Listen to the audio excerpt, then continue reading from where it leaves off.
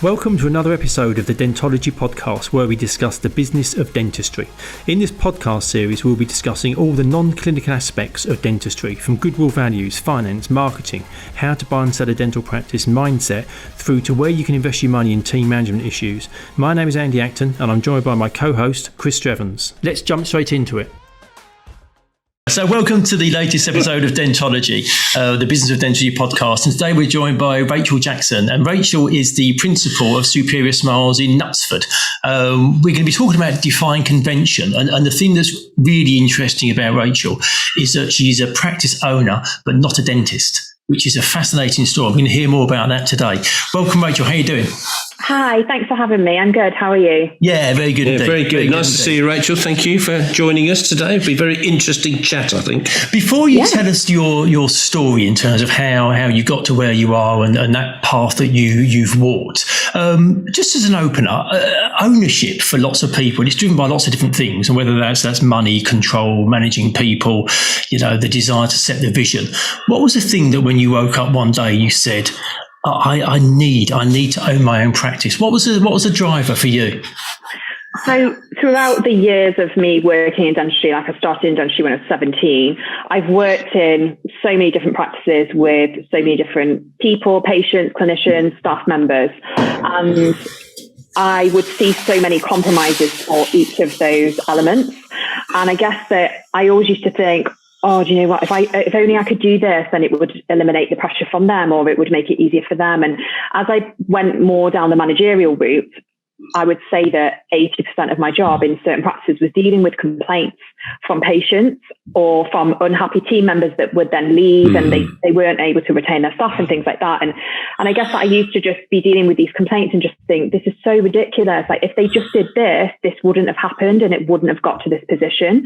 And in a way, I kind of wanted to take that away and be able to have some control.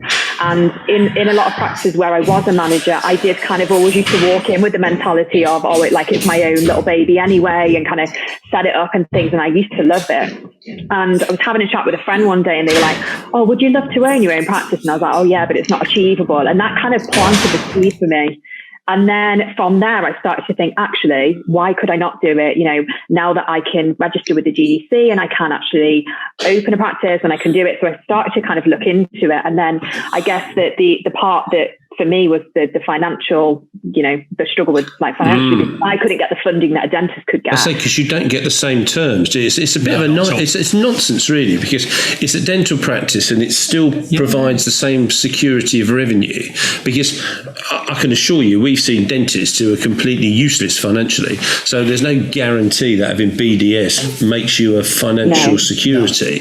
It's the practice. And I always think it's really hard whether it's a nurse or a hygienist who goes to a bank and they say, oh, I'm really sorry, you're not a dentist, so therefore you can't borrow those great terms, those great percentages of loan to cost, and you're sort of stuck. So how did that work? Did you sort of have to try lots of different places or put in loads of your own money? Or So obviously then I was thinking, you know what, if it's just the finances that are the bit that's stopping me because everything else is there and the boxes are all ticked, then how do I overcome that? So then I started to look into kind of like the business side of things and different entrepreneurs that had done startups, and not in dentistry, because obviously what I was doing was nothing that anyone else had really ever done before, that as far as I could see.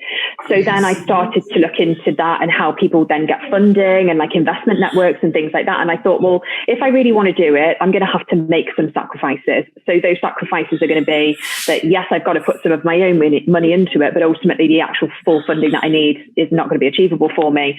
So I went down the route of an investor. okay.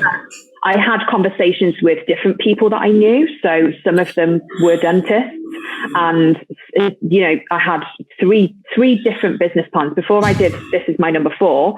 Before I did this number 4, I had 3 different business plans that I'd kind of put forward to people, and they were dentists, and one of them had a bit of dental background but wasn't a dentist, and for whatever reason, it was like a process of elimination. Something didn't work for me. Something didn't feel right. Something felt like it was all going to be on me, but then it would be their name to it. It sounds like Dragon's Den in reverse. It is, yeah. Doesn't it? It's like you're doing the elimination almost based on trying to find the right partner. Yeah, but equally, when I was obviously presenting my business plan, it was a bit like I was on Dragon's Den, and they were the dragons because they were investing in me. So I was giving them something and I was giving them my plan and what I could do, but then equally they needed to see that I was going to be able to deliver on that so that they would be happy to kind of put the money in and support me in that way. So yeah, and obviously it was never just like one person. You'd be up in front of other people. And with my investor that I did go with in the end, non-dental or dental? Non-dental. Okay. Non-dental. So I looked at a business plan as a business plan. You're going to make me money. I'm going to share the profit with you. You're going to have an uplift in value, blah, blah, blah. Yeah, and that was it. And it was literally, I was in a boardroom and I was presenting like on Dragon's Den. And I think that, you know, what was really, really nice after is that he did say to me, you know, like 80% of that was down to who you are and your drive and your passion, your dedication. So that really kind of like satisfied me that I was like, actually, it's come across exactly how I wanted it to. And that, you know, that I can deliver these things and kind of get it to where I want it to be. So yeah, brilliant. But it was and what was the hard. period? You said your friend kind of, you know, set that seed in your mind about, you know, you could own your own business. How long was it from that being mentioned to that kind of ruminating, thinking, umming and ahhing before you did something? Did you immediately just wake up and go, right, this is it, I'm going to do it? Or did you kind of just carry it around for a while? Yeah, probably like 8 years. So 8 years? Wow. Yeah, a long time. So that was it. It was just like we were just having a drink. It was just like an off the cuff thing. And this person wasn't in the dental industry or anything. So they were just like, oh, well, what But the funny thing is, even though you say 8 years, you still remember it. So obviously that was the thing that started it, even though it took a while. Yeah. And it was funny because when I started to look into it a little bit more and spend a bit of time over the years, I'd kind of keep it to myself because I don't really feel like you should ever really share your next move with people. And then obviously I wasn't really nursing, so I didn't need to be on the GDC register. And people would always ask me, every practice I worked in, they'd be like, why do you stay on the register? Why do you pay for it? And I was like, oh, one day, like I might want to open my own practice. And they kind of laugh at me and be like, oh, okay, then whatever. Especially like my bosses, they'd be like, okay, yeah. Silly girl. Yeah, so stupid, like so naive, like she doesn't know what she's doing. Yeah. And I would just say that and I would always get laughed at, or I could see that people would be like, okay. How did that make you feel?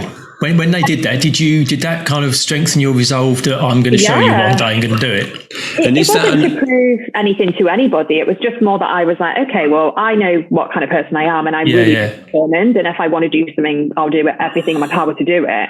And I used to think, okay, well, let's see. I was going to say, is that what you've always been like? Yes. Always, yeah.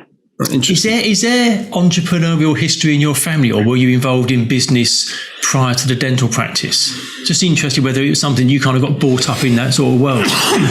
No, I actually didn't. Like probably the complete opposite. But my parents did really instill a very strong work ethic into me from a very young age, and very much, you know, you can never leave a job unless you've got another job, and you always need to kind of upskill and you always need to critique yourself to grow and develop.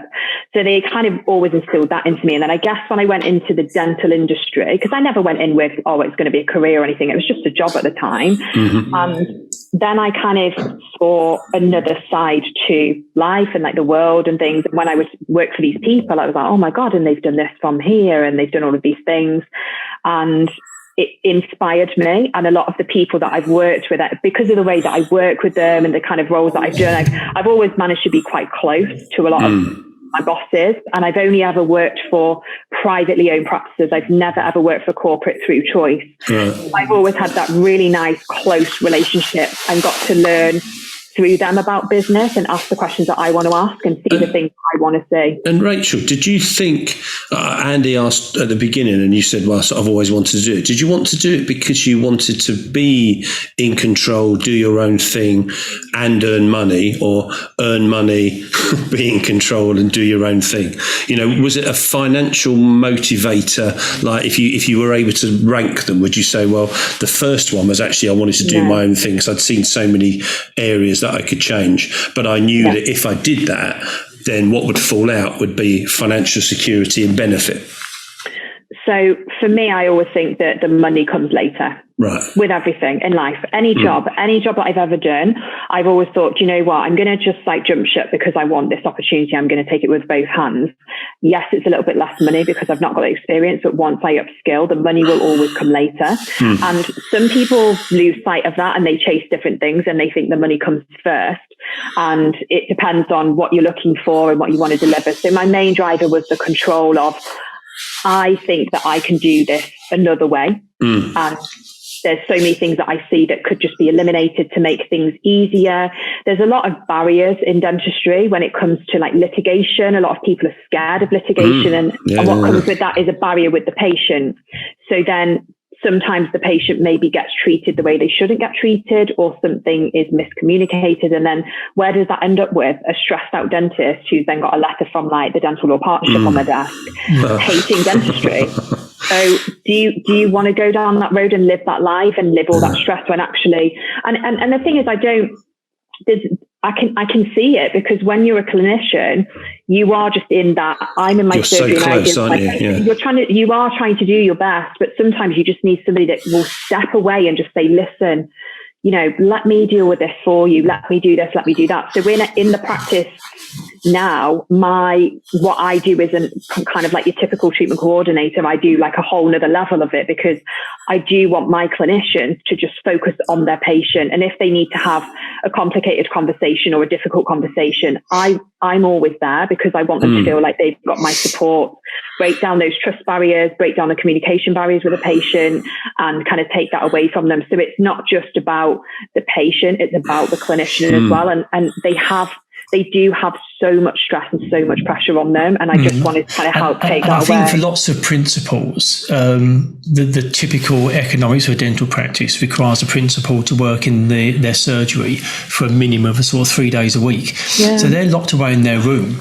They're not managing their business. They're dealing with that patient on a one-to-one basis. Yeah. So that experience and that patient's great, but in terms of, you know, diffusing stress and making sure that everything else is being done well in the business, they're not there. And if you happen to have an amazing practice manager who's doing that for you, then that's great. But lots of practices don't. So I think having somebody who has ultimate responsibility like you in the practice, but not being tied into the surgery is so powerful. And outside of whether it's an ownership thing or not, I think so many practices could learn the power of having somebody outside of the surgery who's genuinely empowered to make decisions and control that environment, because that would actually de-stress the principal, if the principal is a dentist, when they're in the surgery, knowing that they're being looked after. One of the things how did you find that, or more to the point, how did the dentists react to you as a business owner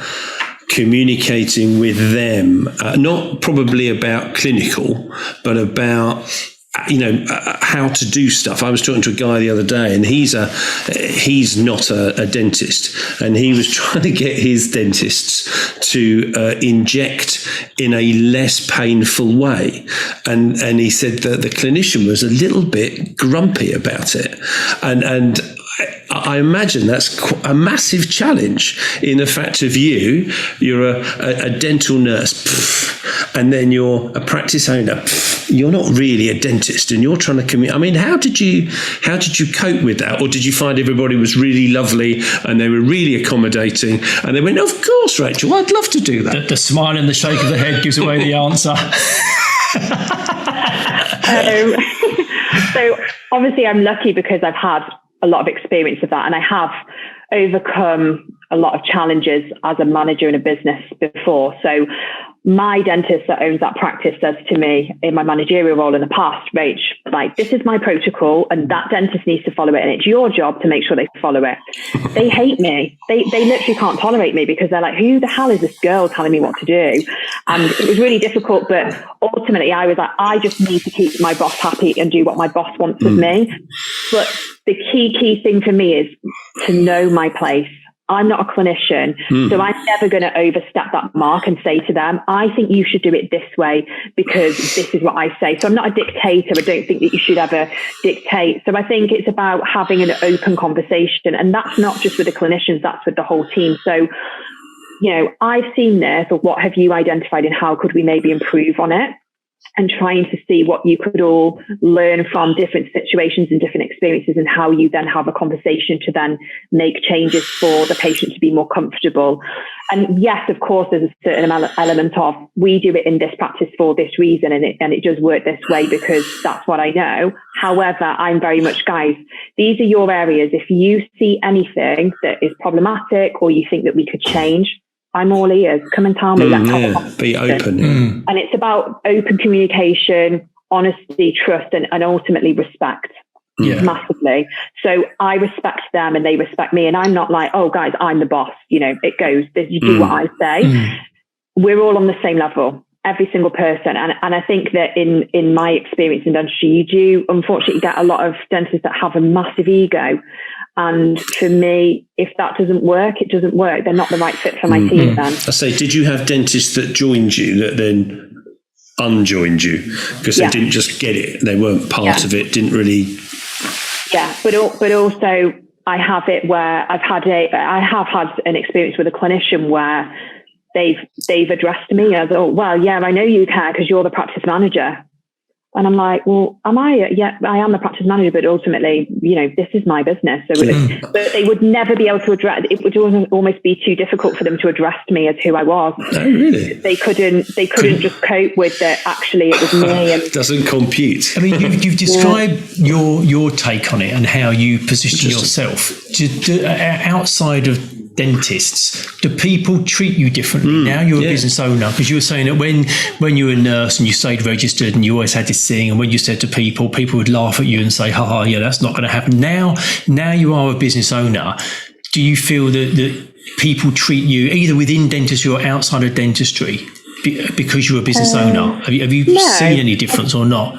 I don't think so. No, I think actually the one thing that I do notice that I do come up against is that because for my age actually and what I do and also with nurses that are perhaps like registered and obviously I'm at their same level even though I'm not, that's been difficult for me. And also the fact that I'm a female with some patient stuff, things like that, I can be an easy target.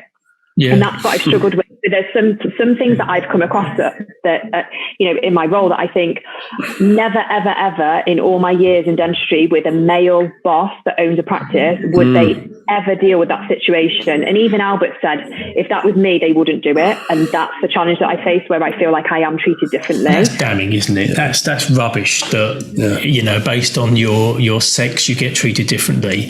And based on, your qualification, the job you do, you get treated differently. It's an interesting thing. I hadn't really thought about it until you mentioned it there, Rachel, and the fact of, I look at it and think, you're a female that's a dental nurse who's bought a practice, but actually you are young as well. So even when you put that, even if you were a dentist, you'd be a young practice owner to step out and sort of... I can't think of another way to be very ballsy and to have the guts to do it. It's quite an interesting. I hadn't really thought about that. I was thinking about the other things, but actually the age thing. You are young, aren't you? So people then do say, "Oh, you haven't got experience or whatever. You haven't been around the block or whatever it might be." It's fascinating. Yeah. So when you did your Dragon's Den pitch, when you were kind of starting out and you had this great idea, I've got this thing that I think naivety of business is a superpower. I think if people genuinely knew the crap that was coming down towards them, they probably wouldn't do it. And I think a bit of naivety in business is a good thing because it just makes you start and then you kind of just keep going. How much planning did you do? You said that comment was made 8 years before you did something, but from the point where you woke up and said, I'm going to take this seriously, how much planning did you do before you got to a point where you said, I can actually now articulate my thoughts and try and take this to the next level? I completely agree with the naivety thing because I did do that myself. And I was like, oh, it's just going to be the same as me managing a business because I've done it for so many people and it's so easy, but you feel everything on another level. Oh, but it is. It's a superpower. Honestly, I think naivety is so underrated. Yeah. But like you say, it then just comes at you and you're like, well, I just need to go on to the next level, and you learn from everything. So I think that's really good. In terms of the planning, obviously, there became a point when I was like, I had to obviously sit down and be like, right, am I serious about this? Is this my kind of next step? And I kind of was having a few different conversations with people. And I guess it took a really long time for me to believe that actually it was really going to happen. Yeah. And I have said this before when I was speaking to somebody else, is that the only time that I truly realized that I've actually done this is that I had a photo shoot of the practice for the website before I opened. And that night when I shut my door, I was like, oh, and I had like a mini breakdown. I was like crying, but like happy, like, you're not like, what have I done? I've spent all the money. I've got no income. That's quite late in the day to realise what you've done. I really wish I was in rented accommodation because I've got no assets. I'll have to live here now. I'm going to sell my car and buy a bike. I'm not going to have anything. All my jewellery's gone. It's a good job I'm around the corner. Yeah. No, it was genuinely just, it fully hit me then, the emotion of, I've actually done this, like I've actually achieved it. And I was so proud of myself, but also I knew that moment was when the hard work actually began. Can you tell us the story of how the opportunity got to where you are? Yeah, so basically, because I'd managed like a few businesses and seen the type of dentistry that we were delivering, and my role as a business manager as opposed to a practice manager was that I dealt with the accounts and the figures and the marketing and everything. So I kind of could see the potential for what I could perhaps bring in. But I obviously needed to fit into that. Who could deliver it? What cost would that cost me? What are my overheads? What are my kind of figures and things? So I kind of started to loosely put some numbers together as like a business plan. And did you know where you wanted to go and location wise and stuff like that? I had an idea of where I wanted it to be, because obviously I already lived here anyway, and I kind of wanted it within close proximity. I did market research. I kind of, spoke with other practices without them knowing, spoke to people in the area. Mystery shopping. Yeah, I was a mystery shopper. So I did a lot of market research, and then there were a few things that I thought, right, these are my absolute no compromise. I need to tick these boxes with my premises. So things like parking for the patient. Mm-hmm. It was a no-go for me, because they're things that I'd seen have been really stressful situations in the past. So I kind of pulled on a lot of my experience. And then I also had some conversations with people that were in business, but not dental practices. And then it kind of really started to spiral, and I got my teeth really into it and spent all my spare time on it. And then I was like, right, okay, now I'm ready to go. Like, I'm now going to go out there and I'm going to look for this.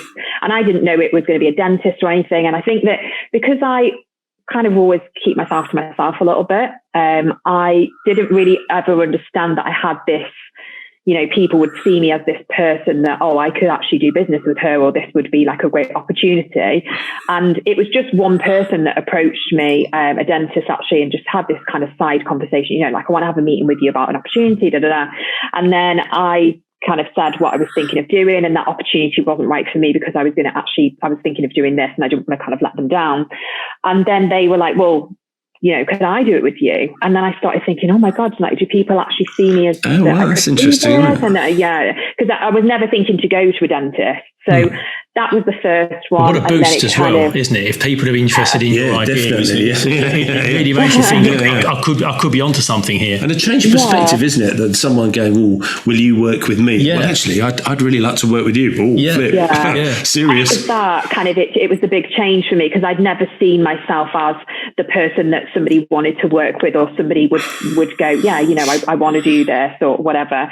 So that was the first one. And then I guess that gave me the confidence to then go, actually, I want to work with them. So then now I'm going to go and approach them. And then as I did it, it was like, I'd love to. And it kind of gave me the confidence to then be like, right, okay, I'm really in control of it now. And like I say, I had a couple of conversations, and for whatever reason, some boxes just didn't tick for me and things didn't feel right. So then I kind of took it again back to outside of dentistry, and then obviously, went from there. And how did you find the practice you got in the end?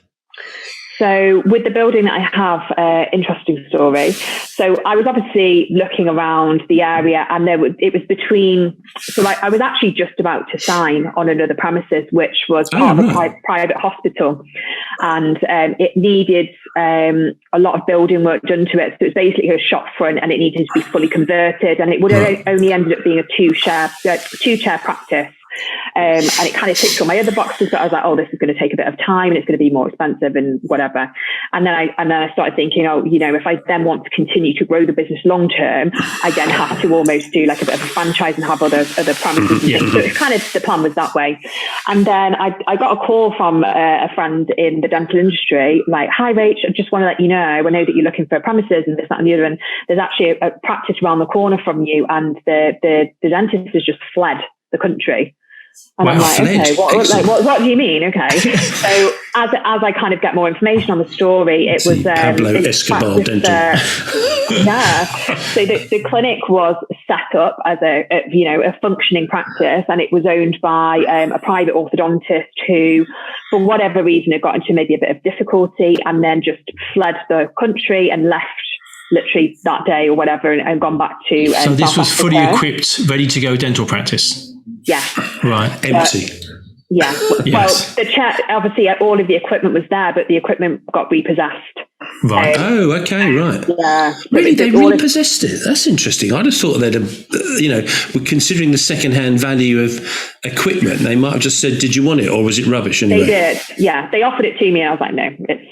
Oh, was it not so great anyway? Oh, okay. Come and take it out. Like fill your boots. You unplumb this chair. See how much I care. I know. I recently actually did like a little throwback video on my social media, and even my own team that worked with me now, they were like, "Oh my God, is that how it looked before?" And I was like, I forget that people don't realise, so maybe I should kind of touch on that a bit more. But yeah, it was very kind of like run down old equipment that I was like, the amount that they were asking for, I was like, it's just not worth it. Yeah. So essentially, it was then functioning, had like the compressors and everything that I needed to be in the right place. Stripped one surgery out completely to make it into a big treatment coordinator room with like a photography studio and things like that in there, because I feel like in this day and age that's very important. And it was really important for the kind of journey that I wanted to deliver as well. And then just did a full refurbishment of everything on the ground floor. The top floor I didn't touch it at that point, so that was just kind of left. So the ground floor to kind of get it up and running, and then obviously as we've grown, we've now started to do the same upstairs as well. Yeah, brilliant. I mean, for people listening to this, you should really take a look at it. The Practice Superior Smiles in Knutsford, if you Google it, because it's a most fabulous looking Art Deco building. Oh, it's beautiful. And Rachel's very active on social media, so there's pictures on Instagram as well. But it's a stunning looking building, and I imagine when patients first come to the practice, they're blown away. I imagine when they turn up and they see it, and that sets a tone for the whole relationship you're going to have with patients thereafter, doesn't it? Definitely. Yeah, it's a really nice talking point as well, because we always get asked about the history of the building and people are really interested. And then I kind of, with it being Art Deco, I didn't want to go full Art Deco with the interior. So I kind of did a bit of a nod to it. Is it listed because of the look of it? No, it's not. Right, so it gives you freedom to do what you want as well. So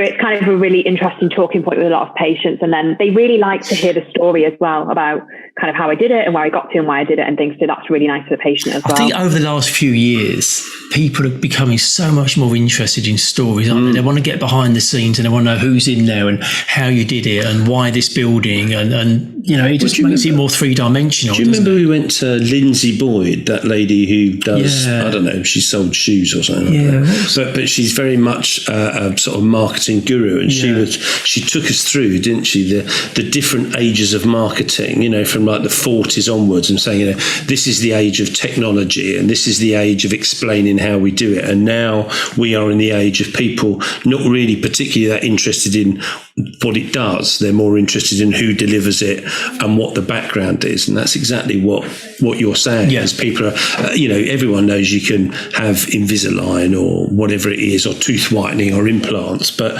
what they want to know is who's the people behind the delivery of that. And that's the important thing. That's what people really buy and invest in. In people.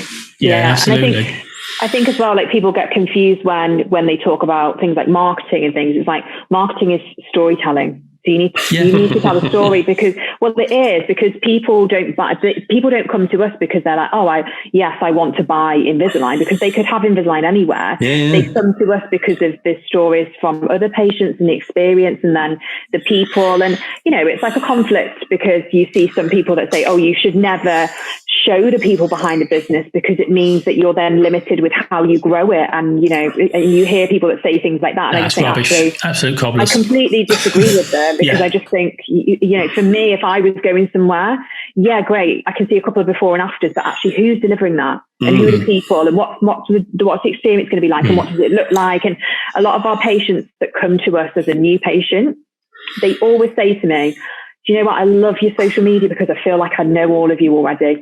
And that is exactly what I wanted to achieve. So it really kind of makes me think, perfect, that's exactly what I want. The thing is, like you say, by the time they actually get into the practice, lots of the things that perhaps 10, 15 years ago, you'd need to spend time building rapport and explaining and getting that relationship going. It's already been not done, but there's elements of it that have already been dealt with. And then you can just start building on that, which is quite nice. Well, D-Day, decision day, wasn't it? Decision day used to be the first time I met you, but whereas D-Day now is probably social media presence, what your website look like, what's the feedback, what's your Google reviews, what's those things. So actually you never get to meet me if you fail before you even get to that point. So D-Day is way before it used to be, and unless we all accept that, the answer is you'll sort of die out, I think, just to a certain degree. Just go back to the structure of your business. So when you set it up, you said you had an investor, but was it the sort of investor that basically invested financially in the business but left you to get on with it? You were the principal, the business owner. They provided funding, but they weren't actively involved. So you've obviously now got Albert, who's your clinical director. Was there a period where it was just you completely running the show, dealing with everything? At what point did Albert come on in that role, and how's that kind of changed in terms of the running of it and the relationship you've got, and how does that work? Because from the stuff that I see, it seems you have an amazing relationship. It seems that it just works really well. But what was the kind of the pathway from having an investor, doing it yourself, and then having him on the scene as well? So part of my agreement was that if, certainly somebody that's not in dentistry, that it was like you're kind of like a silent partner. You don't get involved in the day-to-day. Like I do everything, and this is like our transaction as such, and that's it, done. So it's always been that way, and he doesn't get involved. And then obviously he's there if I need him for things that I may not have experience in on the business side, which is great as well. And then, yes, at the very beginning, I was completely on my own. So I had a clinician in the practice, and I found it so difficult because I'm not a dentist, so I could see things just from the other clinicians that I'd worked with and the kind of level. And I had to just think, it's not I've got to kind of shut my eyes a little bit and just be like, okay. And I couldn't just overstep them. And I couldn't, but also I found it really hard because I couldn't say, listen, I can take you to the next level and I can teach you this, this and this, as I could with somebody else in my team. So I really struggled. And Albert and I had worked together years ago, probably 6 years ago. And I was his treatment coordinator, and I was also the practice manager in the practice. He worked as an associate with me. And we had a great relationship with the patients. Like I kind of did everything that he needed me to do. And we kind of worked really well together. Didn't always see eye to eye. And we actually weren't friends. We just worked together. We were colleagues. That was it. And when I left the practice, he left not long after because he was like, oh my God, I'm just not getting anywhere because the new girl that's come in, like it's just not the same and everything. So he just went elsewhere, and I kind of went off and did my own thing. And we had a conversation. I think he might have seen on my social media or somebody that he'd spoken to, because I kept it really quiet at the beginning and I didn't really post anything till like a year later, that I had my own practice. And he was like, I'd be really interested in coming over, see the practice, like let's have a little chat. So we'd agreed that he was going to come and work as an associate with me.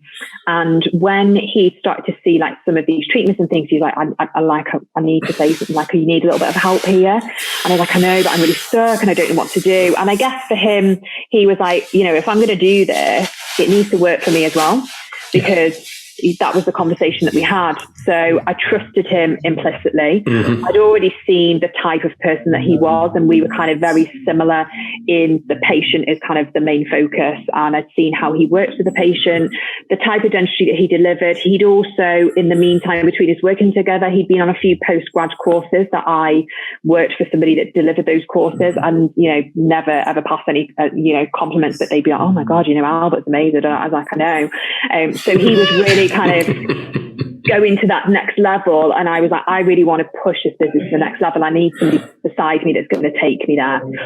So we'd come to that agreement probably 6 months into me having the practice. And then he probably signed in as a director, probably like a year into it. You move quickly, don't you? Yeah. What's the point in waiting? Yeah, but so many people don't. So many people will kind of just let things run for. I worked with a guy several years ago. It took him 2 years to sack a practice manager who was actively sending patients to another practice. Like I say, I think it's really refreshing that you are very clear in your mind what you want.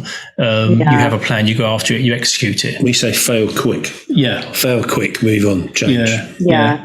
I think that's something that I'd seen as well from like a couple of business coaches and things, and people in business as well, is that you shouldn't ever carry dead wood, and also that you should just, if you need to do something, just action it straight away, because otherwise it actually just drags you down and it holds you back. And the longer that you hold on to it, the more it takes over, and it really does eat away at you. And there's a flip side of that, because you can then get a reputation of, for example, if I've got a new team member but something's not working, I'm not going to drag it out. I'm like, it's not working, let's just cut the cord, be done with it.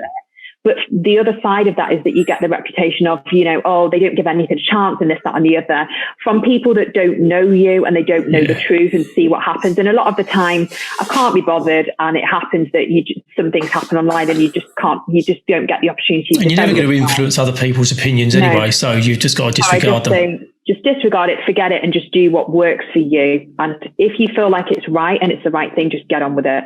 If you're comfortable with the decision you make, that's kind of pretty much where it starts and stops. Yeah, I first came across you through Instagram. That was kind of how I first, you came to my attention. And we all know that our gram can be whatever we want it to be in terms of how we present ourselves. What's the reality? What's the reality of Rachel Jackson's day? Because you wear a number of different hats as TCO, principal, sometimes nurse. Occasionally see you sweeping that front step. What's the reality of your day? How does it kind of come together? Coffee, remember? Yes. Yeah. So, just have my coffee on the wall and sweep the step. That's the one. That's what I remember, a coffee wall. I just stand outside the front of the practice, and that's my day. Is that your marketing? Coffee? Yeah, we actually have a joke in the practice that I just swing around on my chair all day and do nothing. They're like, "Oh, you've been doing nothing again." So I guess that social media is a highlight reel. So people will only show what they want to show, and it's difficult because part of me always thinks, should I, be more open about the reality of owning a business? But then could it just be seen as, you're just like moaning and really negative, like just get on with it. So I try to keep it like a really positive place. The reality of my working week is that my role as a treatment coordinator in the business takes up 3 to 4 days full time. So whether that's that I'm doing video consultations, whether that I'm kind of working alongside the dentist so I can help them out with their chair time and do like whitening fits, taking photos if I need to, having conversations with patients, I do a lot of the treatment plans alongside, obviously under their instruction, treatment plans, consent forms. There are some kind of big appointments that I need to do where I need to be in the surgery. So for example, when a patient's having like a what we call a mock-up, where they see their smile and we're talking about their changes and things, it's really important I'm there for those conversations so that I can relay that information to the patient in kind of like layman's terms. So 3 to 4 days a week is taken up in that room, and that's for the patient and also for the clinician to take up the pressure. And then the rest of the time I literally do what I need to do to support the girls. So whether that's, sometimes we could have a hectic day and the girls like, I need you to help me in the decon room, or sorry, I'm a bit late because of traffic. And yes, I am genuinely sweeping a step or mopping the floor or finishing at the end of the day. Sometimes Albert might have a really complex case where we're taking off maybe like old restorations and you don't know what you're going to find underneath it. So do we want the pressure of another patient either side of that appointment? Probably not. Let's just see them on a Saturday. Or my nurse goes on holiday and I end up covering her again to eliminate the pressure of my other team members, because I think for a clinician, when you're doing a complex case where you really need to focus, if you've got a locum nurse that's coming in that hasn't got a clue about the treatment procedure or how you work, that's really stressful, not for only the clinician, but actually for the patient and the rest of the team. So I mean, what's the lesser of two evils? Because I'm very rusty on the nursing side, but at least he knows he can kind of rely on me to set everything up how he needs it, and I know where everything is. The patient knows me, so it's much more relaxed. And then my nurse comes back from holiday and thinks, actually, do you know what? Everything's done for me. She's then not stressed. Whereas the locum would then go kind of upstairs with my therapist, and she is doing treatments that most nurses can kind of find their way with that. So that's a bit easier. In terms of my role as the principal and kind of running the business side of things, a lot of that does go into my own time. But then what is my own time? Because when you own a business, you don't really have it as such. And I guess that I'm learning that I need to sometimes take time for myself, and that's been a massive learning for me, because you can't be productive all of the time. So sometimes I do need to shut my computer and be like, I need to go home. I saw something recently and it said that if you feel you need a holiday, you've probably already left it too late. Which I thought was really smart. And it said, actually, as business owners, we tend not to look after ourselves as well as we should. And we don't take the breaks as regularly as we should. And the last 18 months has been interesting. Well, yeah. And people have been working flat out. And like you say, we were talking earlier about, as a business owner, you tend to be the pressure release valve, in that you always take the pressure off everybody else to make sure that everything keeps running. The downside to that is that you perhaps don't get the breaks that you need. And over time, you realise that it probably affects your overall performance, because you just get a bit tired. It's so true. And it's about realising that, yes, you do need to kind of, because sometimes I'm like, I can't take a holiday. And I booked one and I'm going like in a few weeks. And I'm like, right, I'm done. I'm kind of switching off. But you know what it's like, you'll never fully switch off. But I know that the girls and with Albert, like I can leave them and I trust them, and I've kind of trained them, and they feel empowered to make decisions and things, and they know what they're doing. And what's the worst thing that can happen? You can always deal with it. There's always going to be a way around it. So I just think I can't just live my whole life around, I can't take a break and I can't take a holiday, because you'll go nuts. You'll go nuts and burn out. Yeah. And that's not part of the joy and the reward of owning running a business. Stress and hassle and people do it for different reasons, and one of the reasons you do it is not to not have holidays, not see your friends, not see your family. Those aren't the reasons to own a business. Enjoyment, flexibility, and then money, not opposed to having no flexibility whatsoever. We've talked to people in the past about legacy and where legacy sits. Is it important for you to inspire the next generation of TCOs, practice managers, nurses, hygienists, therapists, whatever it might be, to show that there is a pathway through to business ownership if you're not a dentist? Yes, definitely. That's something that I plan to kind of focus on a lot more in the new year as well. For me, from my own personal experience, when I first started out in dentistry, it was very much a male-dominated industry. Obviously, that's changed over time. People can really clearly see that. But also, it was kind of like, you fit into this box. So you can either go here and be a hygienist, or you can stay as a nurse forever. And I used to think, like other people might have different reasons, but I used to think, I don't want to be a nurse when I'm like 30, 40 or whatever. Just for me, I just thought that's just not the life that I wanted. And I used to think there's got to be like more opportunity. And obviously, as I progressed in dentistry, there was kind of like the management side and then the treatment coordinator. So I've pretty much done every kind of role that you can do apart from being a dentist or a therapist. And I guess that I didn't want other nurses that come into it to be in that same position that I was, as in you kind of lose your motivation a bit and you think, is this it? Like, am I not going to go any further than this? Or you go into management and it's kind of sold to you with like all bells and whistles and it's amazing. And actually it's just a load of problems and you're just the problem solver. You kind of come to a point where you don't enjoy it. And I guess it was more, I want people to know that, yes, it is achievable if they want it, but it's actually how they go about it. And maybe that's something that I haven't shared enough of that I can see. And a really good example of that actually is that today I have a locum nurse in my practice, and it's somebody that used to be a nurse that I used to manage somewhere else. And she walked in and said, "Oh my God, what are you doing here?" I'm like, "This is my practice." And she's has no idea.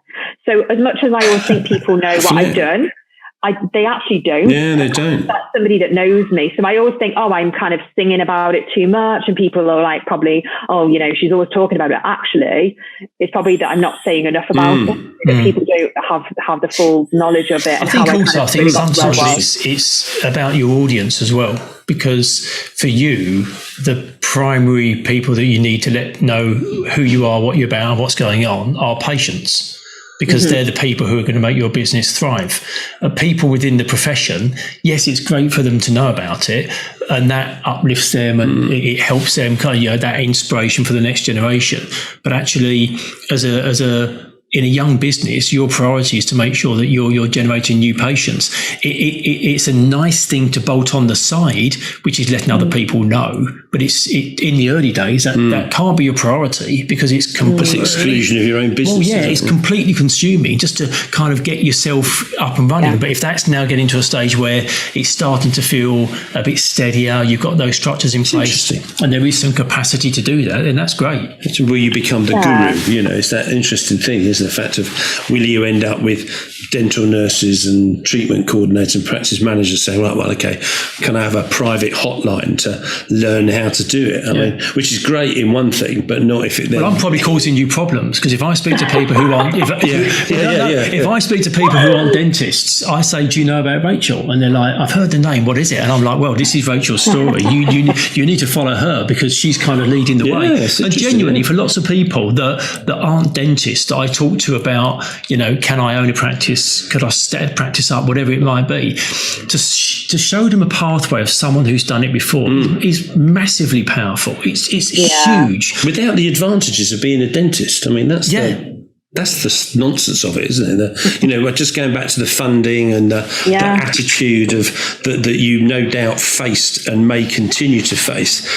You've battled against that. It's almost it's even more. Well, it is. It's a bigger battle than just being a dentist doing a practice, because you've sort of got a bit of given in the fact you're a dentist. The bank, it loves you like there's no tomorrow. Whereas from you had a very, very different experience of it, but have still succeeded, which makes it a great story. Yeah. Is there a film in there? I don't know what you call it though. What do you call it? I don't know. I think I call it coffee. I think it's really nice as well with a lot of the nurses. I didn't realise how much of an influence I would maybe have. And what I really love is that I get so many nurses that are like, oh, I've only just heard your story and thanks so much, because I was starting to feel really demotivated and needed that kind of hope or whatever to see that there is something else. So I love it when I get a message like that, because I just think, oh, do you know what? That's so nice, because maybe they've been in that position. And I guess especially now in the industry with dentistry, the challenges that we face with a lot of nurses have kind of dropped off, and like the unfair pay and things like that. But again, it's so hard for businesses to kind of see past that for different reasons, and sometimes they can't afford it, and I think there'll be a massive change there in the future as well. And I think that something's going to have to change. The thing is, it all joins up, doesn't it? Dentistry isn't just about dentists. It's everybody that works in the practice has to come together to deliver the service, change, doesn't it? We look at valuations, and you see what people are paying their nurses, and you think, and we've heard stories of nurses who've given up and gone to stack shelves in Sainsbury's because they earn more money. And that just doesn't make sense, does it? You've got a qualified individual who in reality is probably generating or helping you generate as a dentist a significant amount of money per hour, which you're then not paying enough to retain that person who can actually go and put loaves of bread or toilet rolls on a shelf at Sainsbury's, and then you wonder why you can't replace them. And you either got to put your prices up or just reduce your margin. But you've got to keep those good people. Oh, absolutely. Nuts. Yeah, no, the importance of that team. A couple of things we ask guests when we get to the end is, if you could be the fly on the wall in a certain situation, where would you like to be hovering on the wall, and what situation would you like to watch over? So there's a really kind of innovative clinic in Germany that I know of, and it's because actually Albert had been on one of their courses, and he just came back and was like, oh my God, they're like the Emirates of dentistry in the way that they do everything. And, it's so like a well-oiled machine. And I like to think that we're kind of 80% there, but I'd like to just be on the fly on the wall with those guys to go, oh, okay, what can I do better? Because I always think that I like to always in my whole career, I like to receive criticism, constructive criticism, and I'm the first person to critique myself because I think that that's how you learn. So apparently, even though everything's so refined and everything's so amazing, they're always like, what could we do better? What could we do to take it to the next level? So I would love to just see their operation kind of like live and kind of take bits and pieces from them. That sounds good. And that kind of feeds into that kind of marginal gains. You know, you can always squeeze 1% something more else extra out of it, can't you, by doing something better. And I think in reality, you're the sort of person that you'll probably end up at that practice one day, watching what they're doing. Because you strike me somebody, if you want something, you kind of go and get it. After the 4th of October, you're going to fly there probably without... Exactly. And if you could meet somebody, who would you like to sit down and have dinner with? They can be from the past, still with us, a fictional character. Who would you like to meet? So I think like on some days when I have like a difficult day in business and I'm like, I need some motivation, there are a couple of people that are like entrepreneurs on social media that I just read their quote and I'm like, oh my God, I needed to hear that today. Like that's really given me a boost or made me realize that actually, you know, it's like I'm not alone in this and it's normal to feel this way. And those people are like Natalie Ellis, and she's like the founder of Boss Babe, and also like Gary Vaynerchuk as well. Gary V. Those people like really inspire me. Yeah, Gary V. So, but ultimately, the person that I would love to sit with if I could is my first boss, John. He was a dentist and he passed away tragically in an accident, kind of didn't get to say goodbye, whatever. And I would love for him to just see, because he really shaped me from a young age. He gave me like an opportunity and he got me passionate about dentistry. And brilliant. He really kind of like started to mold me as who I was. And I honestly think that if it wasn't my first job was with him, I don't think I would have stayed in it. And I'd love for him to just see now who I am today. And he kind of started that journey off for me. And I always think he kind of can see me anyway and watch down or whatever, but I'd love to just see him and see kind of like, this is it's quite a nice wrapper of a bow to the whole conversation, because it's about people, isn't it? If you're passionate and you work with passionate people or you bump into passionate people, it rubs off on you. You can't help, can you? And one person can change your life. I think that's the interesting thing. You never know when your words and his words and the way he was with you, that he set you off on a path that you're now fulfilling. I think it's always fascinating that you say stuff, don't you? And you never know. You never really get to know whether it really sank in or not. But you sort of hope it did. But but the good thing is that from John's point of view, it obviously did.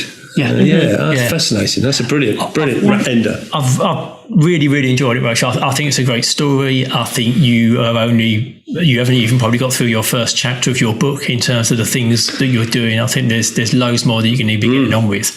And genuinely, I think it is going to be inspiring to people from all walks of life in dentistry. And I think the fact that you have defied convention and you didn't look at the rule book and say, well, I can't do this. You thought, well, I'm going to tear the rule book up. I'm going to set my own rules. And that's giving you that kind of pathway of your own. Really exciting. Should inspire dentists as well. The fact of that you've achieved, I think, against probably quite a lot of profession norms that you've achieved and pushed back and got to where you are. It's amazing credit to yourself. And I think people should look at it and go, wow, that's inspiring. And we appreciate your time. And as a business owner, I know that you're going to jump in your car and head back to your practice in the next few minutes, because that's just what life looks like, isn't it? And sweep that step. Yeah, exactly. Sit on that wall and have a coffee. Exactly. Rachel, we'll let you go. Thank you very much indeed. Thank you. Really appreciate your time. And hopefully we'll get to see one another soon.